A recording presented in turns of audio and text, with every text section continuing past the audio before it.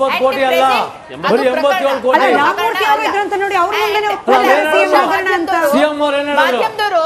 189 ಕೋಟಿ ಅಲ್ಲ. ನಾವು ಮುಂದೆ ಬರ್ತೀವಿ, ಗೆಲುವು ನಮ್ದೇ ಆಗ್ತದೆ, ಅದೇನು ಭಯ ಪಡುವಂತದ್ದಿಲ್ಲ. ಯಾಕೆಂದ್ರೆ ಟ್ರೆಂಡ್ ಗೊತ್ತಾಗ್ತಾ ಇದೆ. 6-7 ಸಾವಿರ ಬಿಜೆಪಿ ಲೀಡ್ ಇರುವಂತ ಬೂತ್ ನಲ್ಲಿ ಆ 3 ಸುತ್ನಲ್ಲಿ ಕೇವಲ 1100 ಲೀಡ್ ಅಂತ ಹೇಳಿದ್ರೆ ನಮ್ಮ ಪರವಾಗಿದೆ ಅಂತ ಅದು ಅರ್ಥ. ಸರ್, ಯಾಸಿರ್ ಖಾನ್ ಪಠಾಣ್ಗೆ ಅಜ್ಜಂಪೀರ್ ಖಾದ್ರಿ ಅವರ ಸಾಥ್ ಸಿಗುತ್ತಾ ಅಂತ ಒಂದು ಪ್ರಶ್ನೆ ಇತ್ತು. ಗೆದ್ದ ನಂತರ ಯಾವ ರೀತಿ ಸಾಥ್ ಇರುತ್ತೆ? ಒಂದು ವೇಳೆ ಗೆದ್ದರೆ ಅದಾದ ಬಳಿಕ ಅಜ್ಜಂಪೀರ್ ಖಾದ್ರಿ ಅವರಿಗೆ ಒಂದು ಟಿಕೆಟ್ ಕೊಟ್ಟಿಲ್ಲ ಅನ್ನುವಂಥದ್ದು ನಿಮ್ಮ ಮನದೊಳಗಿರುತ್ತೆ, ಏನ್ ಹೇಳ್ತೀರಿ ಸರ್? ನೋಡಿ, ನಮಗೆ ಗೆಲುವು ಮುಖ್ಯ, ಕಾಂಗ್ರೆಸ್ ಪಕ್ಷಕ್ಕೆ ಶಕ್ತಿ ಕೊಡೋದು ಮುಖ್ಯ. ಯಾಸಿರ್ ಖಾನ್ ಪಠಾಣ್ MLA ಎಲ್ಲ ಮಂತ್ರಿ ಆದ್ರೂ ನನಗೇನು ಭಯ ಇಲ್ಲ. ಯಾಕಂದ್ರೆ ನಾನು ಕಾಂಗ್ರೆಸ್ನ ಒಬ್ಬ ಕಾರ್ಯಕರ್ತ. ಮಾನ್ಯ ಮುಖ್ಯಮಂತ್ರಿಗಳಿಗೆ ಶಕ್ತಿ ಕೊಡ್ಲಿಕ್ಕೆ, ಕಾಂಗ್ರೆಸ್ ಪಕ್ಷಕ್ಕೆ ಶಕ್ತಿ ಕೊಡ್ಲಿಕ್ಕೆ ನಾನು ತ್ಯಾಗ ಮಾಡಿದ್ದೀನಿ. ಹಾಗಾಗಿ ನನ್ನ ತ್ಯಾಗ ಆ ಭಗವಂತ ಗೊತ್ತ. ಅವರಿಗೆ ಮತ್ತೊಮ್ಮೆ ಶುರುವಿಂದ, ಯಾಕಂದ್ರೆ ಅದನ್ನೇ ಕೇಳ್ತಾ ಇದ್ವಿ. ಆಯ್ತು, ಹಗರಣ ಆಯ್ತು, ಪ್ರಕರಣವೇ ಇಟ್ಕೊಳ್ಳಿ. ಒಂದು 80 ಕೋಟಿ ಆಗಿದೆ ಅನ್ನೋದನ್ನ ಸ್ವತಃ ಸಿದ್ದರಾಮಯ್ಯನವರೇ ಹೇಳಿದ್ರು. ವಾಲ್ಮೀಕಿ ಸಮುದಾಯ ಅಲ್ಲಿ 2ನೇ ಅತಿ ದೊಡ್ಡ ಸಮುದಾಯ ಲಿಂಗಾಯತರನ್ನ ಬಿಟ್ಟ ನಂತರ ಇದನ್ನೆಲ್ಲ ಗಣನೆಗೆ ತೆಗೆದುಕೊಳ್ಳೋದಿಲ್ಲ. ಅವರನ್ನು ಹೆಂಗ್ ಮನವೊಲಿಸ್ತೀರಿ ನೀವು ಅಂತ ನನಗೆ ಅರ್ಥ ಆಗ್ತಾ ಇಲ್ಲ. ಈ ಒಂದು ವಿಚಾರದಲ್ಲಿ ಸ್ಪಷ್ಟನೆನ ನಾನು ಕೊಡೋದಕ್ಕೆ ಇಷ್ಟಪಡ್ತೀನಿ. ಸಿದ್ದರಾಮಯ್ಯನವರು ಕೂಡ ಇದು ಸ್ಪಷ್ಟನೆ ಕೊಟ್ಟಿದ್ದಾರೆ, ಅದನ್ನೇ ನಾನು ಇಲ್ಲಿ ಪುನರುಚ್ಚರಿಸ್ತೀನಿ.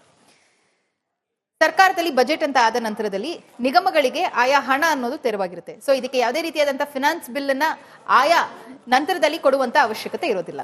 ಸೊ ನೀವು ಬರೀ ರಾಜಕಾರಣದ ಬಗ್ಗೆ ಮಾತ್ರ ಮಾತಾಡ್ತಿದ್ದೀರಿ. ಎಲ್ಲ ಸರ್ಕಾರದಲ್ಲೂ ಒಂದು ಬ್ಯೂರೋಕ್ರಸಿ ಲೇಯರ್ ಅಂತಾನೂ ಕೂಡ ಇರುತ್ತೆ. ಸೊ ಇದನ್ನ ನಾಗೇಂದ್ರ ಅವರು ಕೂಡ ಸ್ಪಷ್ಟಪಡಿಸಿದ್ದಾರೆ. ಅದಕ್ಕೋಸ್ಕರನೇ ತನಿಖೆ ನಡೀತಾ ಇರುವಂತದ್ದು.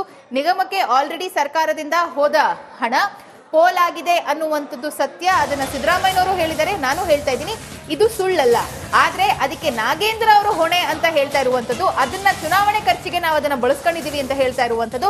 ಅದು ತೆಲಂಗಾಣ ಚುನಾವಣೆಗೆ ಹೋಗಿದೆ, ಬಳ್ಳಾರಿ ಲೋಕಸಭೆ ಚುನಾವಣೆಗೆ ಹೋಗಿದೆ, ಮತ್ತೆ ಪಕ್ಕದಲ್ಲಿ ಇರುವಂತಹ ಏನು ಆಂಧ್ರದ ಗಡಿ ಒಂದಿಷ್ಟು ಚುನಾವಣೆಗಳಿಗೆ ಆ ಒಂದು ಹಣ ವಿನಿಯೋಗ ಆಗಿದೆ ಅನ್ನುವಂಥದ್ದು ನಾವು ಒಪ್ಕೊಳ್ಳೋದಿಕ್ಕೆ ತಯಾರಾಗಿಲ್ಲ.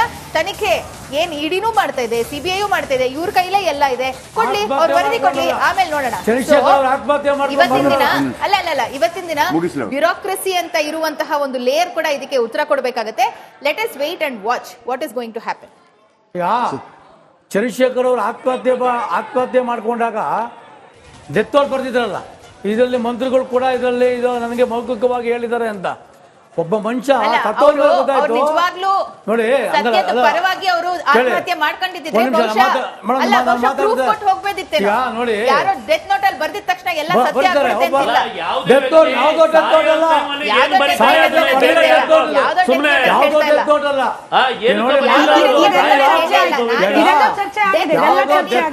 ಬರ್ದು ಮನುಷ್ಯ ಸೂಸೈಡ್ ಮಾಡ್ಕೋಬೇಕು ಅಂದ್ರೆ ಆ ಮನಸ್ಥಿತಿ ಹೆಂಗಿರುತ್ತೆ, ಮನಸ್ಥಿತಿ ಹೆಂಗಿರುತ್ತೆ. ಆಮೇಲೆ 2ನೇದು, ನಾಗೇಂದ್ರ ಅವರು ಇದು ದುಡ್ಡು ಬಳಸ್ಕೊಂಡಿರೋದು ನಿಜ ಅಂತ ಇಡಿ ವರದಿ ಮಾಡಿದೆ. ಎಲ್ಲೆಲ್ಲಿ ಬಾರ್ಗಳಿಗೆ, ಕ್ಲಬ್ಗಳಿಗೆ ಸರ್ಕಾರಿ ದುಡ್ಡು ಕೊಟ್ಟಿಲ್ಲ, ಶಿಫ್ಟ್ ಆಗಿದೆ, ದುಡ್ಡು ಶಿಫ್ಟ್ ಆಗಿದೆ.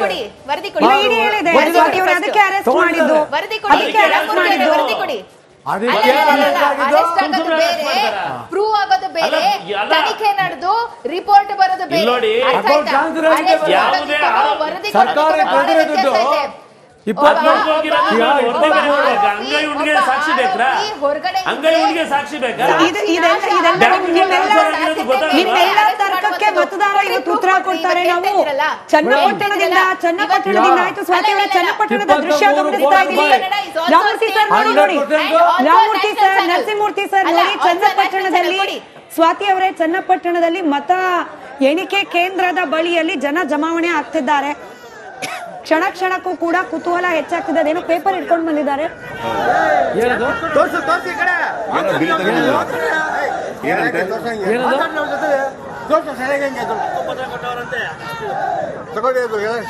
ಒಂಚೂರು ಈ ಕಡೆ ತಿರ್ಸು, ಈ ಕಡೆ ಒಂಚೂರು ತಿರ್ಸು.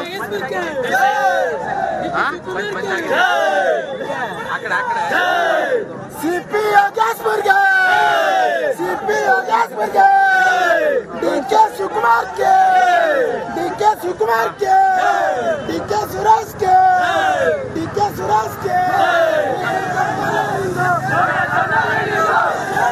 ಡಿಕೆ ಸುರೇಶ್ ಅವ್ರಿಗೆ ಜೈ ಅಂತಿದಾರಪ್ಪ. ಅದು ನರಸಿಂಹಮೂರ್ತಿ ಅವರೇ, ನಿಮ್ಮ ಏರಿಯಾದಲ್ಲಿ ಒಂದು 500 ರೂಪಾಯಿ ಕೊಡಿ ಅಂತ ಅವ್ರದ್ದೊಂದು ವಾಯ್ಸ್ ಬಂತಲ್ಲ, ಯಾರ್ದದು? ಒಂದು ಆಡಿಯೋ ಬಂತಲ್ಲ, 500 ರೂಪಾಯಿ ಕೊಡಿ. ಏನಾಯ್ತು ನಮ್ದಲ್ಲ ಅದು. ಮಧ್ಯರಾತ್ರಿಯಲ್ಲಿ ಫೋನ್ ಮಾಡಿ ಅವರು ಕಾರ್ಯಕರ್ತರಿಗೆ 500 ರೂಪಾಯಿ ಕೊಡಿ. ನಮಗೆ ಗೊತ್ತಿಲ್ಲ ಯಾರು ಅಂತ, ನಮಗೆ ವಾಯ್ಸ್ ಬಂತು ಯಾರು ಅಂತ. ಡಿ ಕೆ ಸುರೇಶ್ ಅವರು ಅವರ ಕಾರ್ಯಕರ್ತರಿಗೆ 500 ರೂಪಾಯಿ. ಡಿ ಕೆ ಸುರೇಶ್ ನಿಮ್ಗೆ ಹೆಂಗ್ ಗೊತ್ತು sir? Voice D K Shivakumar Dayananda ಮಾಡ್ತಾರೆ ಸುರೇಶ್ ಗೊತ್ತಾಗಲ್ವಾ ಸರ್? ನಾನು ಅದೇ ಜಿಲ್ಲೆಯವರು, ನನಗೆ ಅವರು ವಾಯ್ಸ್ ಸ್ಪಷ್ಟವಾಗಿ ಗೊತ್ತಾಗುತ್ತೆ. ಓಕೆ. ಚನ್ನಪಟ್ಟಣದಲ್ಲಿ ಕಾಂಗ್ರೆಸ್ ಜೆಡಿಎಸ್ ಕಾರ್ಯಕರ್ತರ ಮುಖಾಮುಖಿಯಂತೆ. ಅದರ ಸ್ಯಾಂಪಲ್ ನಮ್ಗೆ ಇಲ್ಲೂ ಕಾಣ್ತಿತ್ತಪ್ಪ. ಸ್ವಾತಿ ಚಂದ್ರಶೇಖರ್ ವರ್ಸಸ್ ನರಸಿಂಹಮೂರ್ತಿ ಅವರು. ಎನಿವೆ, ಚನ್ನಪಟ್ಟಣದಲ್ಲಿ ಕಾಂಗ್ರೆಸ್ ಜೆಡಿಎಸ್ ಕಾರ್ಯಕರ್ತರ ಮುಖಾಮುಖಿ ಆಗಿದೆ ಅನ್ನೋ ಮಾಹಿತಿ. ಮುಖಾಮುಖಿ ಹೈ ಡ್ರಾಮಾ ಎಲ್ಲ ಚೂರಾಗ್ತಾ ಇರತ್ತೆ. ಅಲ್ಲಿ ಇಲ್ಲಿ ಪೊಲೀಸರ ನಿಯೋಜನೆ ಇದೆ. ಐ ಹೋಪ್ ಪೊಲೀಸರು ಅದನ್ನ ಕಂಟ್ರೋಲ್ ಮಾಡುವಲ್ಲಿ ಯಶಸ್ವಿಯಾಗಿರ್ತಾರೆ ಅಂತ ಹೇಳಿ ಕ್ವಿಕ್ ಆಗಿ ಅಪ್ಡೇಟ್ ಗಳನ್ನ ಗಮನಿಸಬೇಡೋಣ. ಮಹಾರಾಷ್ಟ್ರದಲ್ಲಿ 184 ಕ್ಷೇತ್ರಗಳ ಟ್ರೆಂಡ್ ಅನ್ನ ಗಮನಿಸ್ತಾ ಇದೀವಿ. 142 ಮಹಾಯುತಿ ಮುನ್ನಡೆ. ಜಾರ್ಖಂಡ್ ನಲ್ಲಿ 51 ಕ್ಷೇತ್ರಗಳ ಅಪ್ಡೇಟ್ ಸದ್ಯಕ್ಕೆ ಲಭ್ಯವಾಗಿರೋದು. 34 NDA.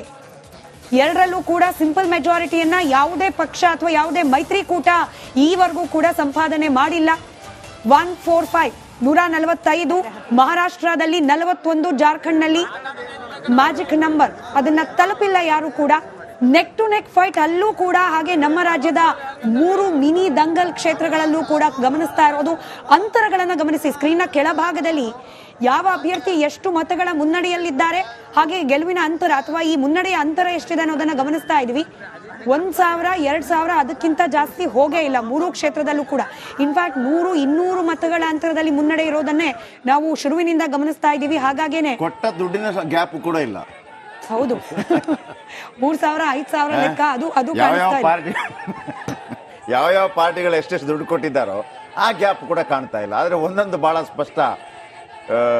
ಯಡಾಳಿಯವರು ಕೂಡ ಅದನ್ನ ಹೇಳ್ತಾ ಇದ್ರು. ಆಮೇಲೆ ನಮಗೂ ಆ ಮಾಹಿತಿ ಬರ್ತಾ ಇತ್ತು. ಅತಿ ಹೆಚ್ಚು ದುಡ್ಡು ಖರ್ಚಾಗಿದ್ರೆ ಅದು ಬಹಳ ಮುಖ್ಯವಾಗಿ ಚನ್ನಪಟ್ಟಣದಲ್ಲಿ ಒಂದೊಂದು ಪಾರ್ಟಿಗಳಿಂದ 100 ಕೋಟಿಯಷ್ಟು ಆಗಿದೆ ಅಂತೆ. ನಾವು ಇತ್ತೀಚೆಗೆ ಒಂದು ರೆಕಾರ್ಡ್ ಇದ್ದದ್ದು, ಒಂದು ಶಿರಾದಲ್ಲಿ ಎಲೆಕ್ಷನ್ ಆಯಿತು, KR ನಗರ ಒಂದು ಉಪಚುನಾವಣೆ ಆಯಿತು, RR ನಗರ ಆಯಿತು.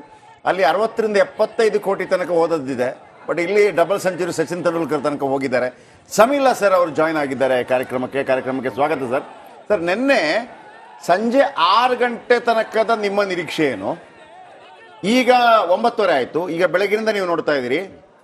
ಈ ನಂಬರ್ಗಳು, ಮತಗಳ ಅಂತರಗಳನ್ನು ಗಮನಿಸಿದಾಗ ಸ್ಮಿತಾ ಅವರು ಕೂಡ ಹೇಳ್ತಾ ಇದ್ರು, ಅಂದ್ರೆ 1000, 1100, 1000 ಅದಕ್ಕಿಂತ ಹೆಚ್ಚಿಗೆ ಹೋಗ್ತಾನೆ ಇಲ್ಲ. ಅಂದ್ರೆ ಈಗ ಆ ನಂಬರ್ ಬಿಟ್ಟಾಕಿ ಅದು ಕೊನೆ ತನಕ ಇನ್ನೂ ಗೊತ್ತಾಗಬೇಕಷ್ಟೇ.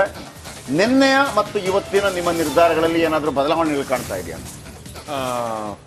ಇದು ಸಮಬಲದ ಸೆಣಸಾಟ ಅಂತ ನಾವು ಬಳಸಬಹುದು ಅಂತ ಅನ್ನಿಸ್ತಿದೆ.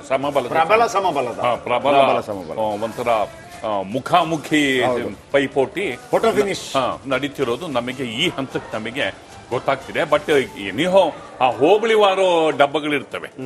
ಆ ಕೆಲವು ಹೋಬಳಿನಲ್ಲಿ ಕೆಲವು ಪಕ್ಷ ಸ್ಟ್ರಾಂಗ್ ಅಂತ ಈ ತರದ್ದು ಇರುತ್ತೆ. ಸೊ ಈ ತರ ಓಪನ್ ಅಪ್ ಆದಾಗ ಯಾವ್ದಾದ್ರು ಒಂದ್ ಕಡೆ ಈ ತರ ಬ್ಯಾಲೆನ್ಸ್ ವ್ಯತ್ಯಾಸ ಆದಾಗ ನಮಗೆ ನಿಜವಾದ ಟ್ರೆಂಡ್ ನಮಗೆ ಗೊತ್ತಾಗುತ್ತೆ ಅಂತ ನಮಗೆ ಮೇಲ್ನೋಟ. ಅಂದ್ರೆ ಈಗ ನೋಡಿ 20,000, 40,000 ಅಂತಂದ್ರೆ ಆಲ್ರೆಡಿ 20% ಟೋಟಲ್. ನನಗೆ ಆಶ್ಚರ್ಯ ಅನ್ನಿಸ್ತಿರೋದು ಸಂಡೂರು ಮತ್ತು ಚಿಗ್ಗಾವಿದು